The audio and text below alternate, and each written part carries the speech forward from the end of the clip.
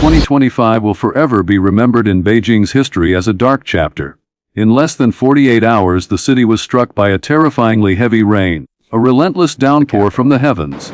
The remnants of Typhoon Dana, combined with an abnormal monsoon pattern, created a worst-case scenario. Rainfall in some central districts surpassed the 250-millimeter mark, an unimaginable figure, equivalent to an entire month's worth of rain concentrated into just 2 days. Streets turned into streams. The modern infrastructure, Beijing's pride, was utterly overwhelmed by this terrifying force.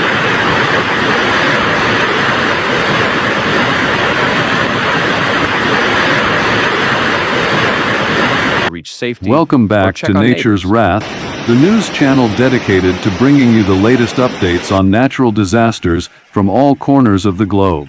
In today's report, we turn our cameras to Beijing, a megacity, a center of power, now brought to its knees by the wrath of Mother Nature. A literal deluge has engulfed the capital of China, turning bustling avenues into rivers and plunging millions into a state of absolute chaos.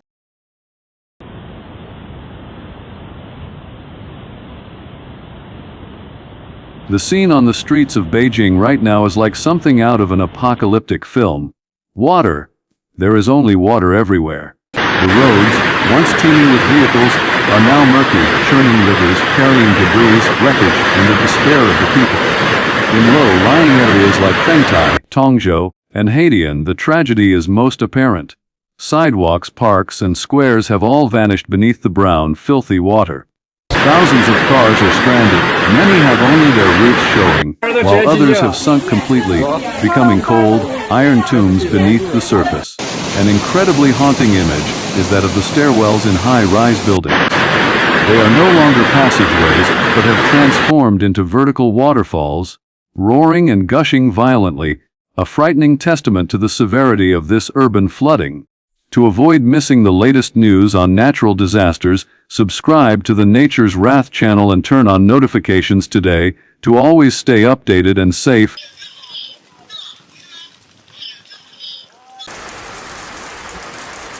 In the midst of this vast sea of water are the dazed residents, wading through waist-high currents, trying to find their way to safety. Citywide They guide the elderly and carry children in their arms, their bewildered eyes looking back at homes that have now become isolated islands. The sounds of crying and desperate calls to one another merge with the falling rain and the roar of the rushing water to create a symphony of chaos and tragedy.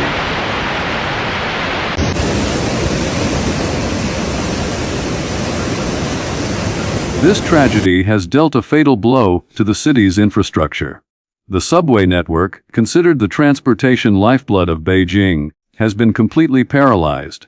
Vicious floodwaters have surged into the tunnels of lines 9 and 14, flooding stations and disabling the entire electrical system. The risk of electrical shorts and more horrific tragedies could occur at any moment, forcing authorities to issue an emergency shutdown. On the surface, the situation is no better.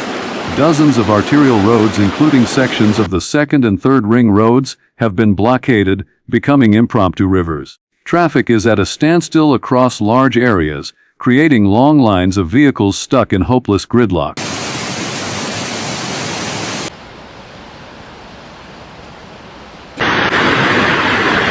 Darkness was another enemy. The floodwaters seep deep into the underground power systems, causing widespread blackouts in populous residential areas like Chaoyang and Shijingshan. Entire neighborhoods were plunged into darkness, pushing residents into an even more difficult and frightening situation. In that darkness, utility crews became the unsung heroes. They had to work through the night, struggling in deep, flooded basements and on slippery stairs to try and restore service, a perilous battle with death. The economic damage is incalculable. Underground parking garages and luxury shopping centers are now giant reservoirs. Vehicles, goods, and equipment worth billions of dollars have been submerged, dealing a massive shock to the local economy.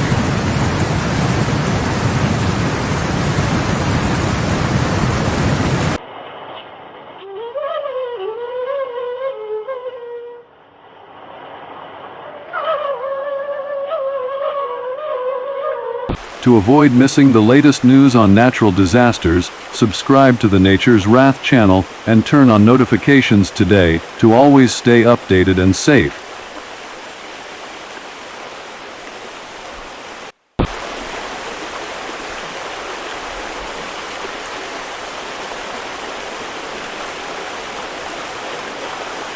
In the face of this terrible natural calamity, the community spirit of Beijing's people was ignited.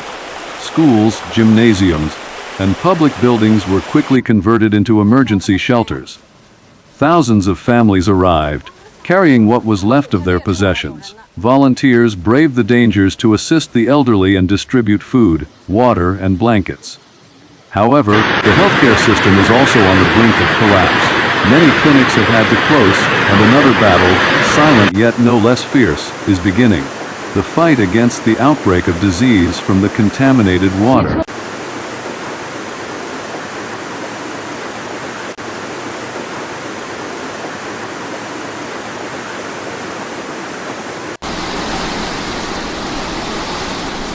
The disruption was not confined to the city center. Beijing Capital International Airport, though trying to remain operational, has seen over 200 flights canceled or rerouted, causing chaos for thousands of passengers.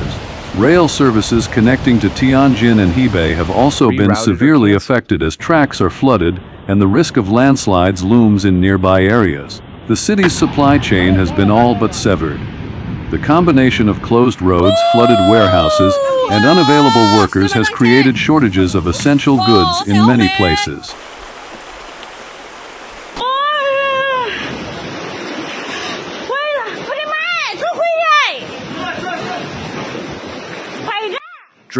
This historic flood is a stark wake-up call. Although Beijing had invested in the sponge city concept to cope with heavy rain, the scale of this storm, a classic extreme weather event, far exceeded all calculations.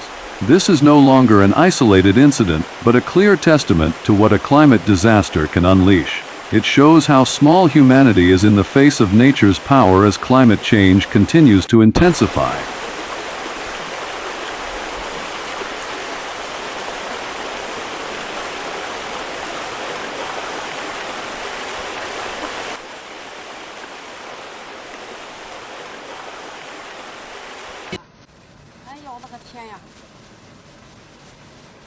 To avoid missing the latest news on natural disasters, subscribe to the Nature's Wrath channel and turn on notifications today to always stay updated and safe.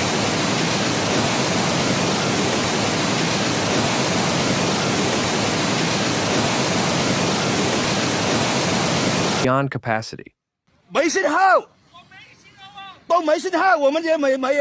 The battle in Beijing is ongoing. Rescue workers, volunteers, and residents are still working around the clock to overcome the aftermath. Nature's Wrath will continue to monitor and provide the latest updates. Thank you for watching.